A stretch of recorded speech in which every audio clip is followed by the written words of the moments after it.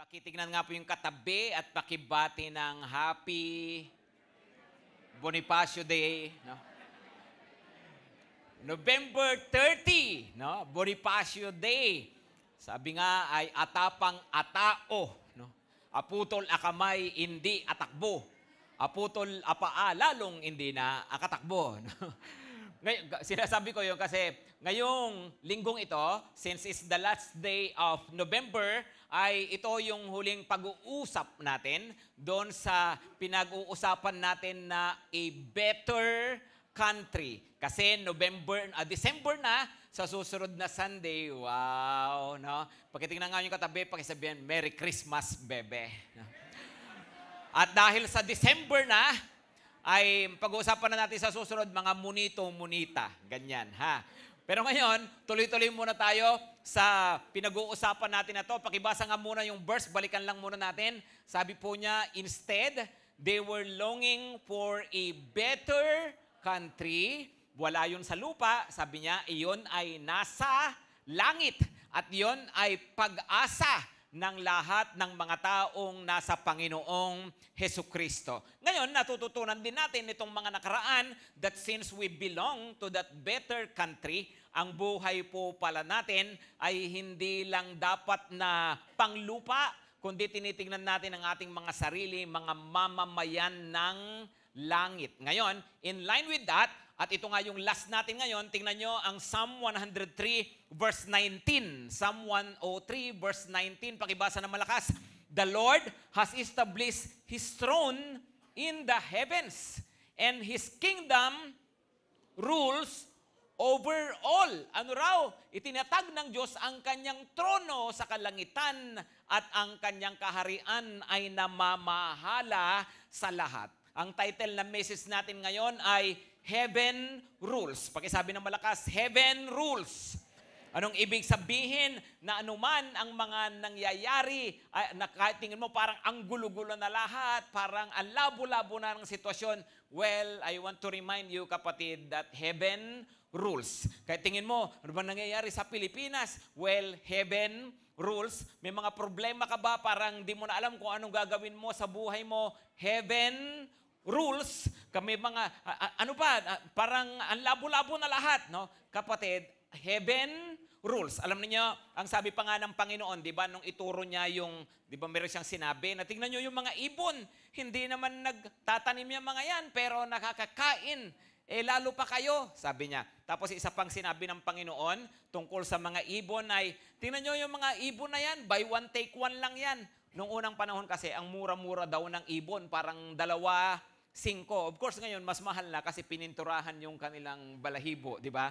So, sabi, tingnan nyo mga ibon na yan. Ang mahal-mahal, ang mura-mura. Buy one, take one. Pero, walang isa man yan malalaglag sa lupa nang hindi ipinahintulot ng inyong Ama sa langit. Wow! Kahit pala barilin yan, tiradurin yan, kung hindi itutulot ng Diyos, ay hindi mangyayari. Kaya sabi ng Panginoon, yung ibon nga, hawak ko ang buhay. Ikaw pa kaya? Sabi niya. Tapos po, isa pang sinabi ng Panginoon, karugtong noon ay, ni ang mga buhok ninyo, bilang ang buhok mo. Tingnan nga po yung katabi, pakisabihan, bilang daw ang buhok mo. Kahit patay na buhok. Kung may walang buhok dyan, huwag nyo nang sabihan, baka magalit, no? Pero sabi ng Panginoon, yung buhok, alam ba natin kung gaano karami yan? Pero even the hair on your head are numbered, no? May bilang yan, sabi ng Panginoon. Anong ipinapakita nito? Kahit maliit na detalye, ay ang Panginoon ang may hawak ng ating mga buhay. So pakisabi ulit ng malakas, heaven rules. Tingnan nyo muna ito, Isaiah 66 verse 1. Pakibasa ng malakas, come on, this is what the Lord says. Heaven is my throne, and the earth is my footstool. Sa langit ang aking trono, at ang daigdig ay tungtungan ng aking paa. Wow! Anong ibig sabihin nun? Ay ganun pala ka-powerful ang Diyos. No, andun siya sa kanyang kataas-taasang trono, tapos ito ay tungtungan ng kanyang paa. Kahit pa sabihin mong naghahari ang kadiliman sa mundo ngayon, well, handyan pa rin ang mas nangingibabaw na kaharian ng Diyos at balang araw, lahat daw ng kadiliman ay lulupigin ng Diyos, wawasakin ng Diyos at magtatagumpay ang kanyang katuwiran balang araw. Kasi nga po, heaven rules. Ngayon, may tatlong bahagi na magandang maintindihan natin tungkol sa pamamahala o tungkol sa paghahari ng Diyos sa buhay natin at sa ibabaw ng mundo. Number 1, heaven rules in justice. Pag-isabi ng malakas, justice. Tingnan nyo to Psalm 9 verse 7. Basahin natin to. But the Lord sits enthroned forever. He has established His throne for justice. Nasa trono siya. Namamahala siya magpakailanman. At saan niya tinatag ang kanyang trono? Sa katuwiran. Actually, sa iba pang verses, mababasa nyo ilang beses sinabi sa Bible, justice and righteousness are the foundation of your throne. Ano raw? Justice and righteousness are the foundation of your throne. So ang Diyos ay Diyos na makatarungan at namamahala siya ng mayroong katarungan. At hindi lamang yun, no? Sabi pa, meron pang, pakipakita nga yung isang verse dyan, yung sabi, it is the Lord who lifts one up and brings down another. Kasi nga po, ang Diyos ang may hawak ng ating mga buhay, no? Dahil siya ang may hawak ng buhay natin, according to His justice, sabi po niya, pakibasa nga po ng malakas, but it is God who executes judgment, putting down one and lifting up another. Ganun pala yun. Yes, ang Diyos kasi ang may hawak nga ng buhay natin. Kaya pala tayong itaas, kaya tayong ibagsak, kaya tayong kapagandahin ang buhay, kaya rin na mawasak ang buhay. Bakit? Ang Diyos pala kasi ang may hawak ng lahat ng ito. Meron akong ipapakitang picture sa inyo. Kabisado naman natin to, no? Yung, alam naman natin ang kwento ng Titanic, right? Yung nung panahon na yun, pinakamalaking barko, pinaka-advance na barko nung panahon na yon na medyo low-tech pa, pero grabe po yung nagawa nila. Pero alam niyo, mayroong nagsabi na isa nga po sa mga nanguna sa pagpapagawa niyan, ang sabi niya ay, even God cannot sink this ship. Ano raw? Kahit Diyos, hindi kayang palubugin ang barkong ito. Kasi yung kanyang safety features, yung talagang alam nila, talagang siguradong matibay na matibay, talagang malabong lumubog to. Kahit Diyos, hindi kayang palubugin. And yet, of course, alam din naman natin yung pangyayari, di ba, na sa unang-unang biyahe ay tumama sa isang iceberg. No? At yun nga, dahil doon siya ay lumubog. Kaya nga naging kwento na lamang siya. No? Nung nakaraang taon ay yung isang church na pinag-ispikan ko sa Ireland, dinala kami sa UK, yung UK side, yung Belfast. Sa Belfast pala ginawa yung mismong Titanic. At mayroon kaming pinuntahan doon, dinala kami sa museum. Yung kung paano ginawa, siyempre low-tech pa noon, no? Grabe yung ang galing talaga ng engineering ng tao. Tapos pati yung history ng Titanic, pati yung kanyang pagkalubog, pati yung aftermath nito, no, andon sa museum na yon. But anyway, no, mayroon akong pinicturan. To kaya ang labo kasi pinicturan ko lang to, no. Mayroon lighted kasi siya kaya yung reflection, no. Anyway, ang sabi niya dito ay nababasa niyo ba?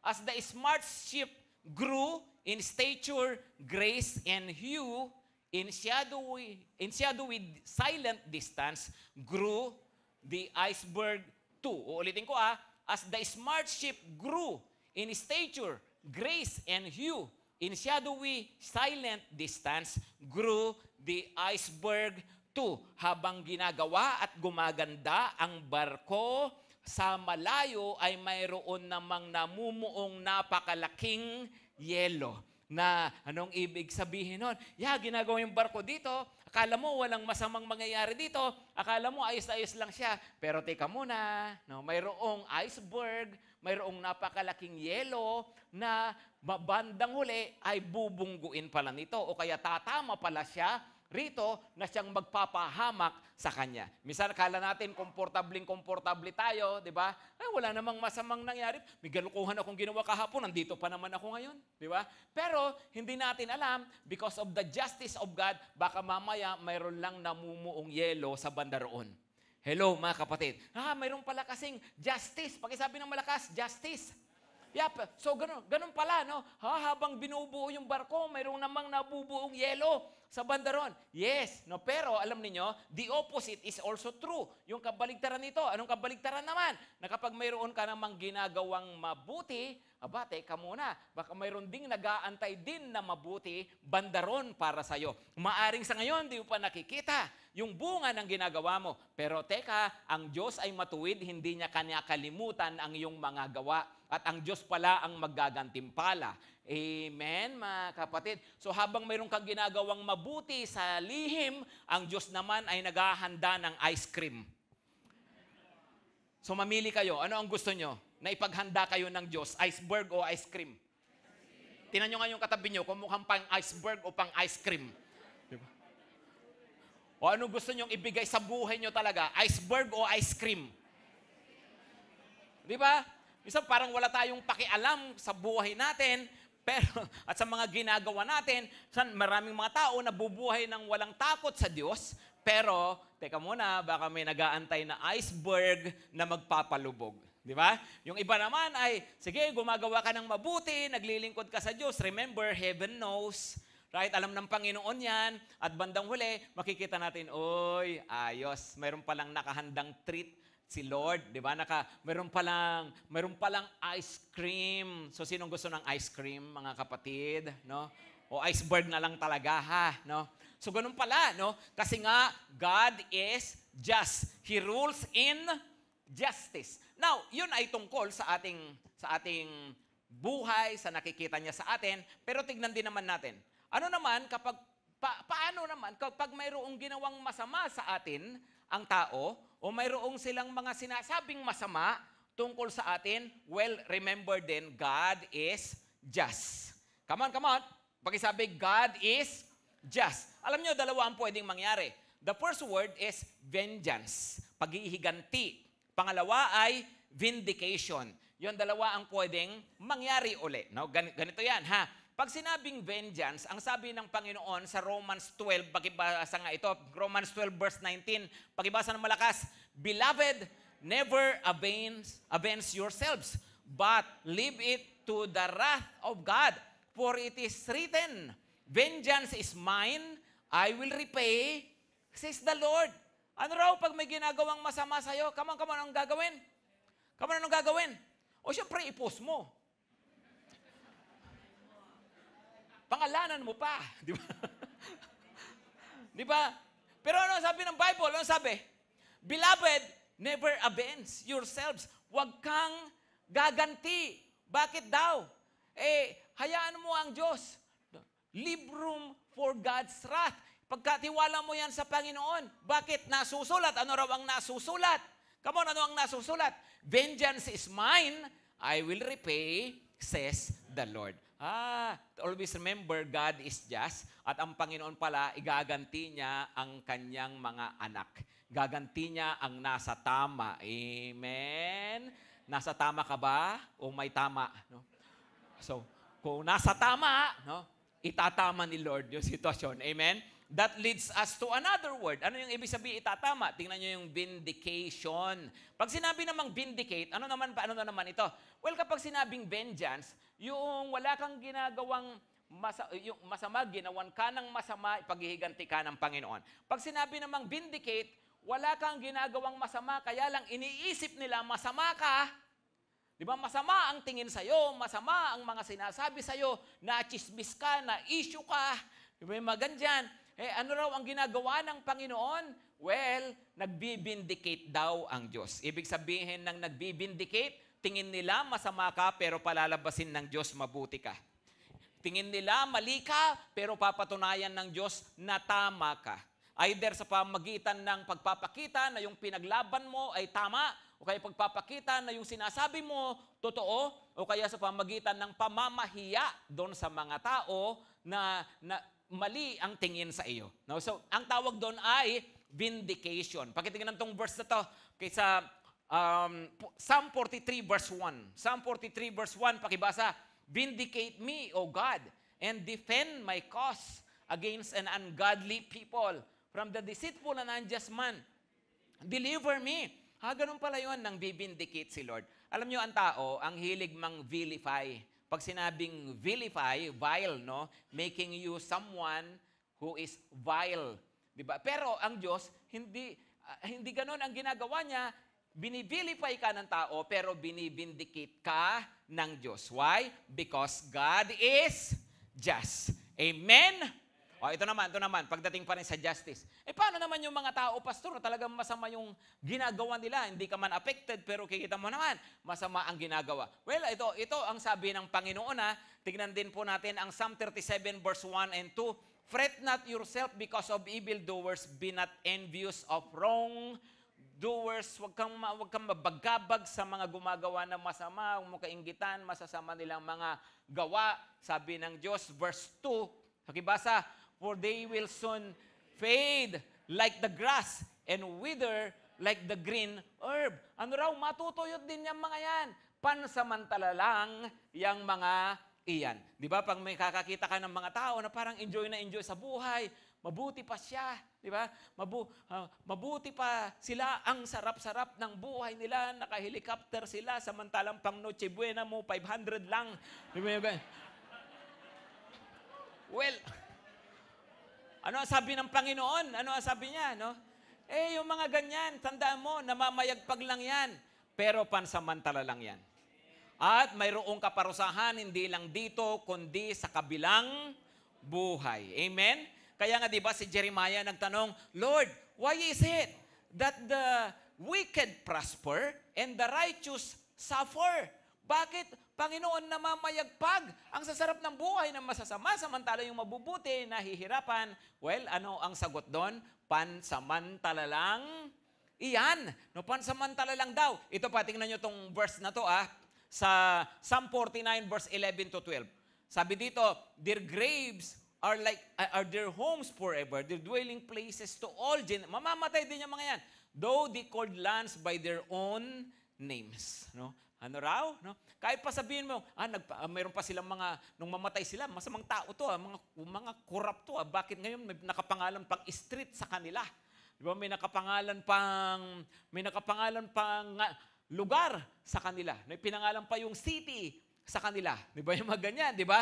Pero teka muna, sabi ng Panginoon, yan, mga pansamantala lang yan. No, matatapos din buhay ng mga yan. Tapos, mayroong kaparusahan pa na pang walang hanggan. Always remember, God is just. Kapag sabi ng malakas, heaven rules in justice. Number 2, heaven rules in wisdom. Pag sabi ng malakas, wisdom. Pakipakita nga itong verse na to, bros. Isaiah 55 verse 8 to 9.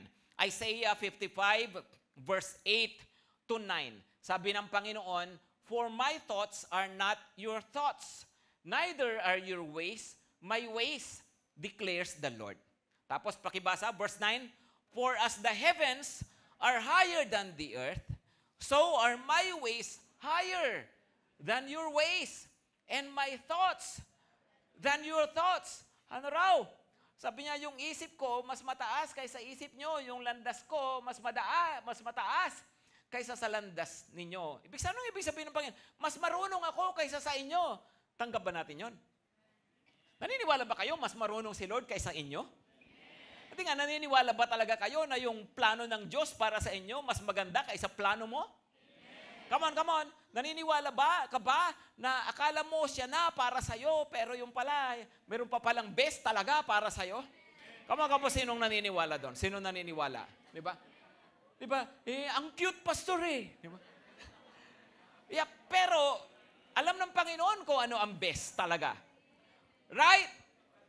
Pinagtagpo kami, pastor pero di tinadhana. Pwede, ganun talaga No? Kasi nga, mayroong best. Ang Panginoon kumikilos sa buhay natin. Maliwanag ba, mga kapatid? Come on! Di ba? So, sabi ng Panginoon, sige kayo, ganito kayong mag-isip, ganito ang pananaw ninyo, ganito ang nakikita ninyo, pero iba ang nakikita ko.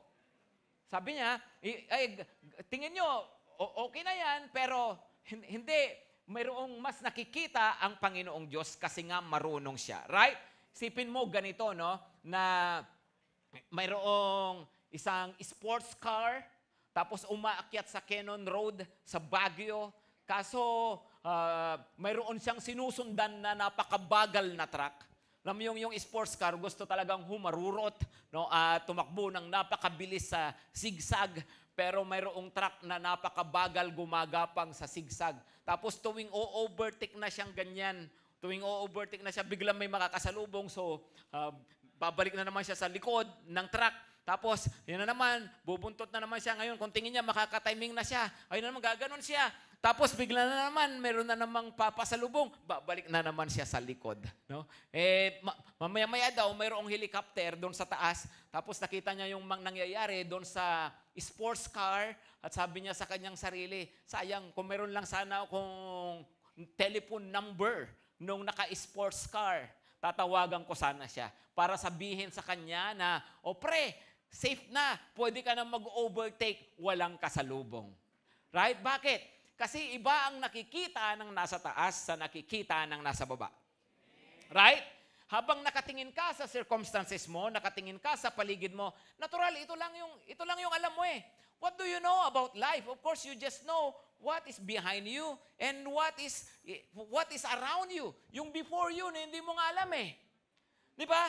Pero alam ng Diyos ang nakaraan, ang kasalukuyan, at ang hinaharap.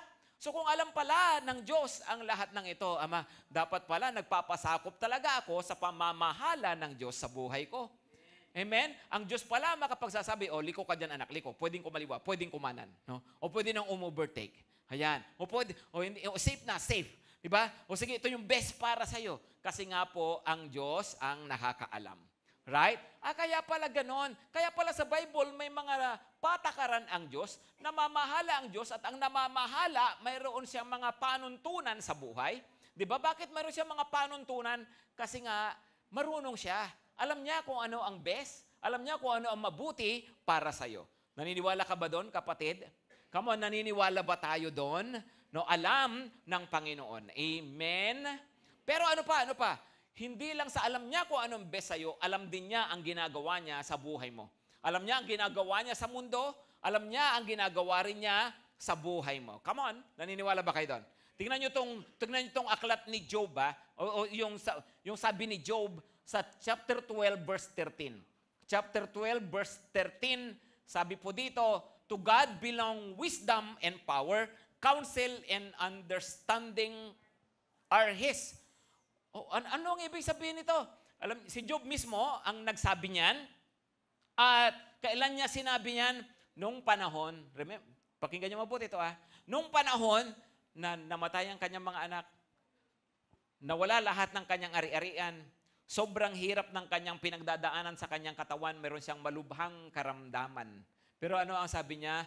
The Lord reigns, the Lord is in control, the Lord is wise. Ang Panginoon ay marunong. Alam nyo, madaling sabihin niyang mga, hindi, marunong si Lord. Ang galing talaga ni Lord, no? Ang galing talaga ng Diyos, no? Ang galing ng timing kapag magaganda ang nangyayari sa buhay. Tama? Hello, tama ba? No?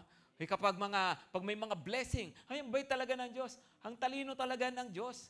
Diba? Talagang grabe yung mga ginagawa niya sa buhay ko, no? Pero paano kapag may mga pangit na sitwasyon? Paano kapag may mga hindi ka na maintindihan? Paano pag ang gulo-gulo na? Well, mga kapatid, hindi lahat may sagot. Sa totoo lang, Hindi, may mga sitwasyon na parang ang dilim-dilim ng mga nararanasan mo sa buhay. Ni walang makasagot kahit kanino ka magpa-counsel, kanino ka magpa-advise. Maaring walang sagot, wala kang makita. Pero alam niyo, isang bagay na panghawakan mo lagi, God is wise. Marunong ang Diyos. Kahit hindi mo maintindihan lahat, kahit parang wala kang makitang liwanag, parang napakadilim lahat. No? Well, always remember, God is wise. Pag isabi ng malakas, God is wise. Kahit sa mga pangit na sitwasyon ng buhay natin. Amen? Always remember, heaven rules. Heaven rules. Ito pa, tingnan nyo ang Psalm 37:23 to 24.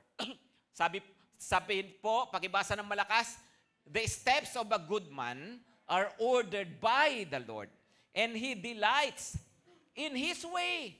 Sino raw nag-aayos ng ating mga landas? Come on, come on. Ang Diyos, right? Because He rules. Tapos, inaayos niya ito. Tapos, verse 24, anong sabi sa verse 24? Though he fall, he shall not be utterly cast down, for the Lord upholds him with His hand. Tingnan niyo mabuti yun Inaayos ng Panginoon. Ginagabayan ng Panginoon. Tinutulungan ng Panginoon ang buhay ng taong may takot sa Kanya. Right? Ang taong sumusunod sa Kanya. Pero pag ba ginagabayan ka ng Panginoon, di ka makakaranas ng masama? Sinabi ba niya dyan na you will never fall? Come on, come on. Come on. No? Sinabi ba ng Diyos, di ka magpo-fall? Sino rito naranasan na mag-fall? Yung iba dyan kasi puro pa-fall, kaya ayaw magtaas ng kamay. No? Hindi, sino naranasan na masaktan? Come on, come on. Di ba? Sino naranasan na mabigo? Come on. Di ba? Madapa. Hello. O di ba? Ang buhay talaga, habang narito ka sa lupa, makakaranas ka ng mga bagay na mahihirap. Kaya nga sabi niya, though he fall. Nangyayari talaga. Hindi ka exempted sa mga problema ng buhay. Hindi ka exempted sa mga struggles ng buhay, sa mga realities ng buhay habang nasa ibabaw ka ng mundo. Makakaranas ka na masaktan, makakaranas ka na mabigo, ang daming mga masasamang mga karanasan sa ibabaw ng mundo. And mayroon tayong share sa mga ganon. No? We have our share of problems. Right? Ang lagay sila lang. No? Hindi. Yung tayo man, we have our own share. Pero, ang sabi dito, you shall not be utterly cast down. Madadapa, matitisod, pero hindi lubusang babagsak. Amen? Amen? No, ganun pala yun. Na, okay, may pagsubok, may mga struggles, pero dahil ang Diyos ang may hawak ng buhay ko, ako bilang kanyang anak, tinutulungan niya. Makakaranas ng hindi maganda, pero ibabangon niya. Diba? Tutulungan niya sa mga kahit anong mga pangit na sitwasyon. Bakit? Kasi nga po, katulong mo ang marunong na Diyos. Amen? Minsan ba, bakit pa kasi may mga ganon? Pinapahintulot nga ng Panginoon in His wisdom para na sa ganon, mas lumago tayo, mas kumapit tayo, mas matutunan natin na magtiwala sa Kanya. Maliwanag, mga kapatid. No? So, heaven rules in wisdom. Pakisabi ng malakas, wisdom. Number 3, heaven rules in power. Pakisabi ng malakas, power! Tingnan nyo, pag sinabing heaven rules in power, ano ba to? Now, of course, makapangyarihan naman talaga si Lord, right? Ganito kasi yan no? Iba kasi yung dapat maintindihan natin that God is both wise and powerful. Kasi, alam niya, marunong siya, pero kung wala naman siyang kakayahan na i-implement yung gusto niya, di ba? Na alam niyang mabuti, edi wala rin.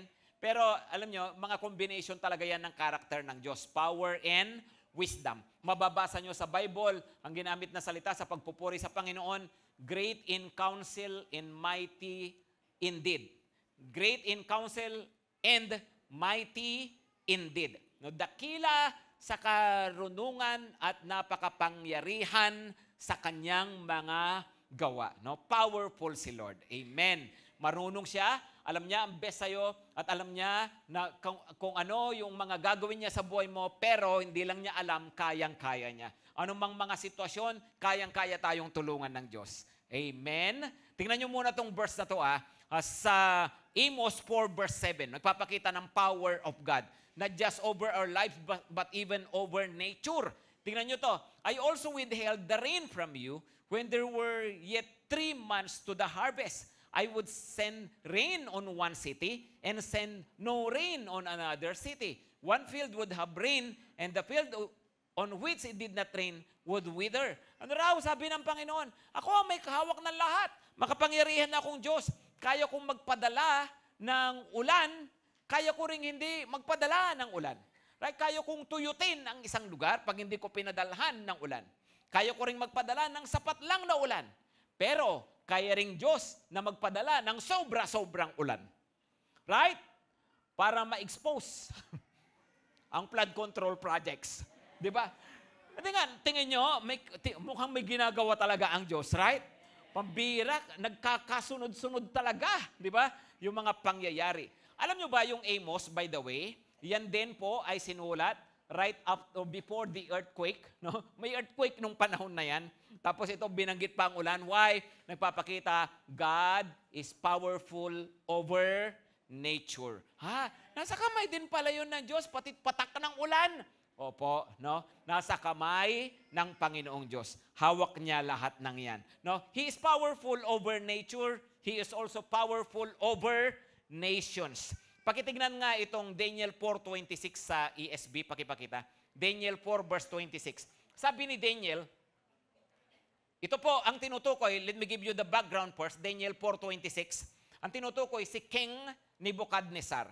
Kaya sabi si King Nebuchadnezzar, siya yung pinakadakilang hari nung unang panahon, yung kanyang paghahari itinuturing na golden period sa kasaysayan ng mundo. Talagang napakagaling po niya. Pero sabi, ikaw ay tatanggalin sa iyong pamumuno, mabubuhay kang parang hayop, parang mababaliw siya, mag-iisip hayop, sabi. Pero ibabalik ka rin naman sa iyong trono pag natuto ka na kumilala sa totoong Diyos. Kaya ito ang sabi ni Daniel, and as it was commanded to leave the stump of the roots of the tree, siya ang tinutukoy, parang pinutol siya yung kanyang puno, pero naiwan pa rin naman yung ugat. Your kingdom shall be confirmed for you from the time that you know that, come on, that heaven rules. Heaven rules. So yun ang warning ni Daniel sa kanya. Mahal na hari, ito ang mangyayari sa inyo, mawawala kayo para kayong isang napakalaking puno, pinutol, iiwan lang, ay ugat. No? Tapos, ano ang kasunod na pangyayari? Verse 28 to 32, basahin natin sa Tagalog. Daniel 4:28 to 32. Sabi dito, lahat ng ito'y naganap sa buhay ni Haring Nebuchadnezzar. Lumipas ang 12 buwan mula nang ipaliwanag ni Daniel ang panaginip. Minsan namamasyal ang hari sa hardin sa bubong ng kanyang palasyo sa Babylonia. Most likely, ito po yung napag-aaralan natin sa school, Hanging Garden of Babylon. Hanging Garden of Babylon. Tapos, sabi niya sa kanyang sarili, o kung sino may kausap siya siguro, talagang dakila na ang Babylonia. Ako ang nagtatag nito upang maging pangunahing lungsod at maging sagisag ng aking karangalan at kapangyarihan. Nagyayabang siya. Verse 31, hindi pa siya natatapos ang pagsasalita ng isang tinig mula sa langit ang nagsabi, Haring Nebuchadnezzar, pakinggan mo ito, aalisin na sa iyo ang kaharian. Tapos, ipagtatabuyan ka sa parang at doon maninirahan kasama ng mga hayop. Kakain ka ng damo tulad ng baka. 7 taon kang mananatili sa ganyang kalagayan hanggang sa kilalanin mong nasa ilalim ng kapangyarihang Diyos, ng kataas-taasang Diyos, ang kaharian ng mga tao. At maaari niyang ibigay ito kanino man niya naisin. God is powerful even over nations. Amen? Alam niyo ba na lahat ng bansa ay hawak pa rin ng kamay ng Diyos. At balang araw, ang history, of course, andyan na, yung mga nakalipas na, pero patungo talaga ito sa plano ng Diyos balang araw hanggang sa dumating muli ang ating Panginoong Hesukristo. Sabi nga natin kanina, sige, may mga namamayagpag na kasamaan, pero balang araw, lahat ng ito ay magkakaroon ng pananagutan sa harapan ng Panginoon. Pero right now, in the present, mga kapatid, paano ba talaga tayo dapat mabuhay? Maniwala tayo, ang Panginoon pa rin ang may hawak ng buhay natin. Amen? At ano po ba ang dapat nating gawin? Dapat pala, of course, nagmamalasakit tayo sa ating bansa, right? Do you care about the nation? No? Of course, nagmamalasakit tayo. At hindi ko sinasabing wala ka nang gagawin. Ang sinasabi ko po ay higit sa lahat pala, dapat pala nating matutunang ipanalangin ang ating bansa. Dapat pala nating matutunan na hingin ang habag ng Diyos sa ating bansa at gawin natin ang mabuti para sa ating bansa. Right? Kaya nga po, alam niyo, ang mga Pilipino, kaya nga sabi nga, Kristiyanong bansa tayo, natuturingan, kaya lang mga puro Kristiyano sa nguso. Hindi naman talaga sa puso. Kaya nga napaka-corrupt ng Pilipinas. Right? So what do we do? Kaya nga tayo nagsishare ng gospel, kaya tayo nag-i-evangelize. Upang sana, mas maraming Pilipino ang talagang makakilala sa Panginoon at maging totoong Kristiyano at malay mo, pagpalain na talaga ang Pilipinas ng tamang mga pinuno. Amen? Amen, mga kapatid. Alam nyo, sa totoo lang, nasa grasya ng Diyos yan. Ang bansa, nasa pagpapala ng Diyos. O, tingnan nyo mabuti ito, mga kapatid, ha? Kahit sa ibang mga bansa, ito ang kasaysayan, hirap sila, pero grabe yung kanilang yung ginawa ng Diyos po sa kanila. Iba pag kumilos ang ang Diyos sa isang bansa. Kaya nga, bilang mga Kristiyano, alam niyo, dapat matutunan natin na totoo, boboto ka, siyempre, involved ka, pero higit sa lahat, ang tiwala natin sa Panginoon. At ipinapanalangin natin na, Lord, maglagay ka talaga ng tamang mga pinuno ng bayan. Amen? Kasi minsan nakatingin tayo masyado sa tao. No? Ako, pinanganak 1970. So, just do the math. Ibig sabihin yan, mga 18 years old ako ngayon. Di ba? So, 1970, ilang presidente na ang pinagdaanan ko, no? Pinanganak ako sa panahon martial law baby ako, no? So, pinanganak ako sa panahon ni Marcos hanggang sa naging Cory Aquino, hanggang naging Fidel Ramos, sino po malit? Erap, tama? Tapos Gloria Macapagal Arroyo, tapos sino sumunod? Ninoy. Tama ba? Noynoy Aquino.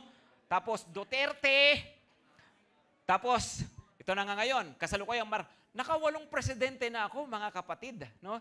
Nakawalong presidente na ako. Ngayon, tatanungin niyo ako, sa lahat ng mga presidenteng ito, sa totoo lang, napaganda pa talaga ang Pilipinas. No? Sa tinagal-tagal ng panahon na yon, sa dinami-dami ng presidente, napaganda ba talaga? Minsan may magandang nangyari. Pero yung sa kabuuan, napaganda ba talaga? No?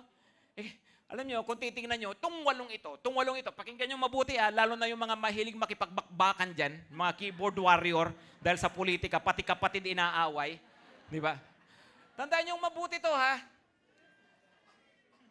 Yung 8 presidenteng ito, alam nyo ba, represented na nila lahat nung mga kulay ngayon na naglalaban-laban. Hello? Mayroon dyan pula. Meron din dyan berde. Itong 8 presidenteng ito. Ha? Nakadalawang Marcos na, right? Di ba? So, tapos, mayroon din dyan yung mga dilawan na sinasabi. Di ba? Nakailan na rin yan. Si Dalawang Aquino. Di ba? So, ibig sabihin, ito na yung mga, yes, lahat sila nakatikim na ng pamamahala. Ang Pilipinas, natikman na lahat sila kung ano man yung ini-offer nila.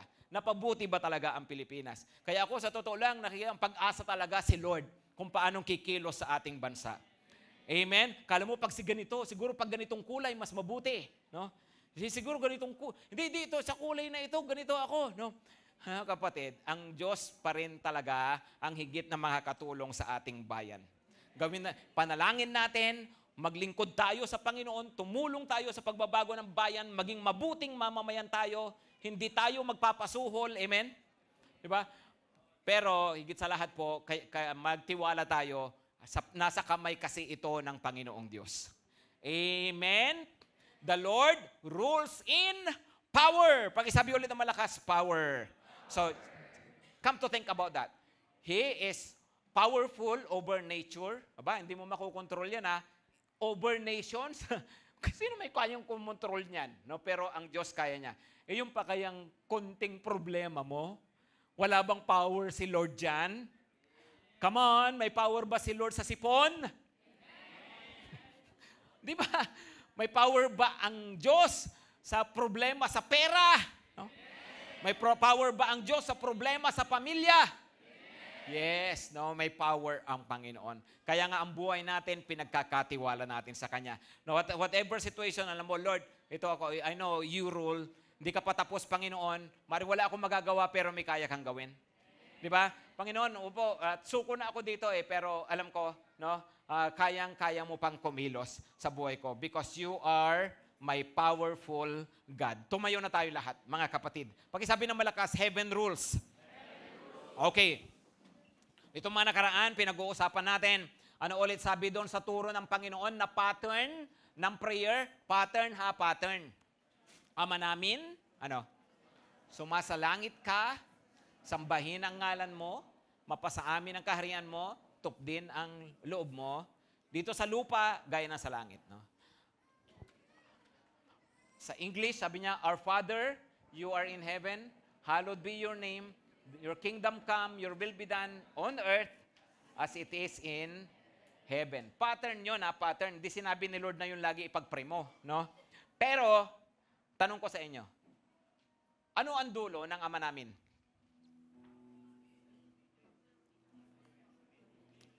Ano ang dulo ng Our Father? Sabi ng iba, Amen, Pastor. No? Oo nga naman. Di ba? Pero ano talaga ang dulo? O sige, isipin ninyo. Your kingdom come, your will be done on earth as it is in heaven. Give us this day our daily bread. Forgive us our debts as we forgive our debtors. Lead us not into temptation. Deliver us from evil. O, yun na ba ang dulo? Amin na agad? Ano ang dulo? Ano ang dulo? Ano ang dulo? Panalangin mo kaming mga kasalanan, kagaya ng pagpapat... Ganun ba? Ano ba? Ano ba? For thine, ano, is the kingdom and the power and the glory forever and ever. Ano raw, no? Inumpisahan niya sa pagsasabing Ama namin nasa langit ka. Saan tinapos? Saan tinapos? Sabi niya, sapagkat sa'yo ang lahat ng kapangyarihan, ang lahat ng paghahari, at ang lahat ng kaluwalhatian. Sa'yo lang, Lord. Ano ang ibig sabihin nun? Ang dulo pala ng prayer na yon, sinasabi niya, heaven rules. God rules. Lord, sa'yo ang paghahari. Hindi pala yung tungkol lang sa pinupuri kita, makapangyarihan ka, pinupuri kita, Lord, kasi hari ka. Hindi. Dinideclare nun, ipinapahayag. Sinasabi niya, tinapos niya yung prayer at sinasabi niya, Panginoon, ikaw talaga ang hari. You rule. Everything is under your authority. All glory are yours. Panginoon, ikaw pala talaga. Because truly, God reigns. Pakisabi po ng malakas, God reigns. Ang Diyos ay naghahari sa lahat ng panahon. Makita mo man o hindi, maramdaman mo man o hindi, ang Diyos patuloy na naghahari. Kaya nga ano ang dapat mong gawin sa buhay mo habang nabubuhay ka sa lupang ito? Laging nakatingin sa Diyos. Hindi hanggang titingin lang sa sitwasyon. Totoo, concerned ka sa mga nangyayari sa paligid. Pero always look up to God at maniwala ka, He is God. He is in control. He is at work. And that's why we always look to the Lord. Because the Lord reigns. Yahweh reigns.